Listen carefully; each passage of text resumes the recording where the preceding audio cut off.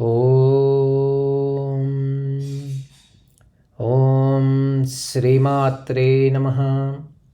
శ్రీ లలితా సహస్రనామ స్తోత్రం 154వ శ్లోకం. మూర్తా మూర్తా నిత్యతృప్త మునిమానసహంసిక సత్యవ్రత సత్యరూప సర్వాంతర్యామినీ సతీ. మూర్తా మూర్త పరమేశ్వరి పరతత్వరూపం. రూపనామక్రియలు లేనిది, అవ్యక్తమైనది. ధ్యానం చేతను ఆరాధన చేతను తెలియబడుచున్నది. ద్వే ఏవ బ్రాహ్మణో రూపం మూర్తంచ అమూర్తంచ.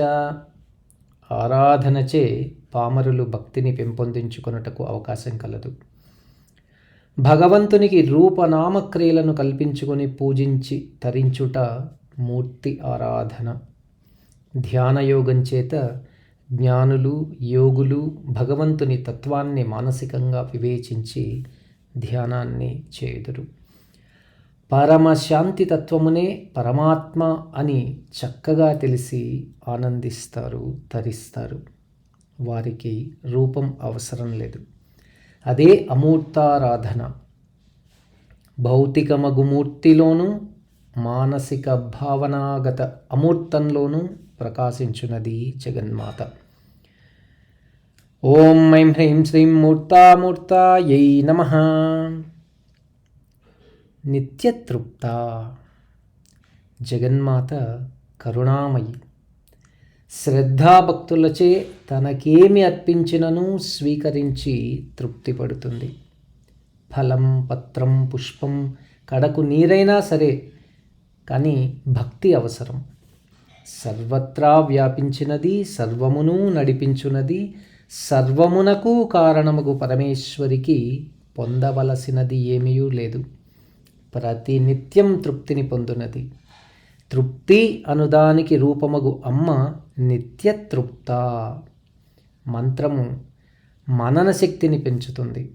అది ధ్యానంగా మారుతుంది. ధ్యానం తపస్సుగా మారుతుంది.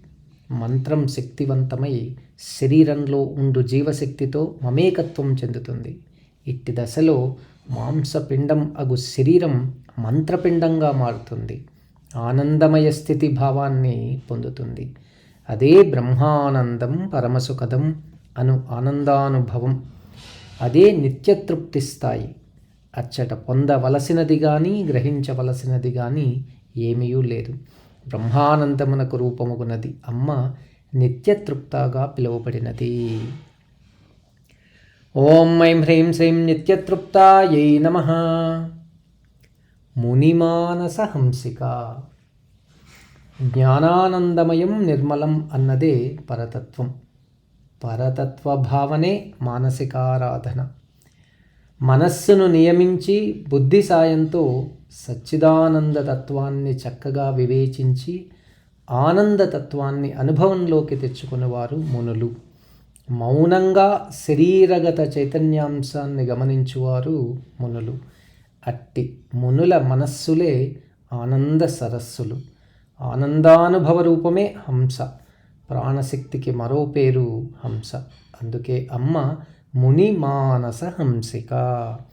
ఓం ఐం హ్రీం శ్రీం మునిమానస హంసికాయై నమః. సత్యవ్రత. సత్యం జ్ఞానమనంతం బ్రహ్మ. సత్యం బ్రహ్మస్వరూపం. పరతత్వోపాసన నియమమే సత్యవ్రతం. ధారాపాతంగా సత్యస్వరూపాన్ని మనన నిధి ధ్యాసాదులచే భావించుటే సత్యవ్రతం. అదే ఆత్మోపాసన. సత్య సంకల్పంతో చేయు యజ్ఞయాగాదులు వ్రతముల యందు భక్తుల కోరికలను తీర్చుటే వ్రతముగా కలదియు ఆత్మోపాసననే దీక్షగా అనుగ్రహించు పరమేశ్వరి సత్యవ్రత. ఓం ఐం హ్రీం శ్రీం సత్యవ్రతాయై నమః. సత్యరూప. సత్యవ్రతమునకు కారణం సత్యపదార్థం. ఓం తత్సత్ అనుటను అనుసరించి పరబ్రహ్మమే సత్యపదార్థం. సంపూర్ణ జ్ఞానం. ఆనంద లక్షణములను కలిగినది సత్యం. సచ్చిదానందంలోని మొదటి పదం సత్ అంటే సత్యం, చిత్ అనగా చైతన్యం, ఆనందం అనగా ఆనందానురూపమే పరమేశ్వరి. సత్యం అన్నది నిత్యత్వమునకు గుర్తు. 3 కాలములకు అతీతమై సర్వాంతర్గత చైతన్యముగున్నది. షడ్భావ వికారములు లేని పరాతత్వమే అమ్మా. సత్యరూప అని పరమేశ్వరి కీర్తించబడుతోంది. ఓం ఐం హ్రీం శ్రీం సత్యరూపాయై నమః. సర్వాంతర్యామిని. పిండాండం శరీరం, శరీరంలోని హృదయం దహరాకాశం, దహరాకాశంలోని జీవరూపమే పరమేశ్వరి. ఈ బ్రహ్మాండమే విశ్వం, చరాచర జీవ సంఘటితం విశ్వం. ఈ విశ్వమంతా నిండి ఉండునది పరాశక్తి. సర్వం శక్తిమయం. బ్రహ్మాండ పిండాండములందు చైతన్యంగా ప్రకాశించు గమనశీలత్వమే పరాశక్తి. తానే జీవులను సృజించును, తానే సర్వమునందు చైతన్యంగా ప్రకాశిస్తుంది. సర్వము అంతటయు అంతర్యామి అయి ప్రకాశించు చైతన్య స్వరూపం పరమేశ్వరి సర్వాంతర్యామిని.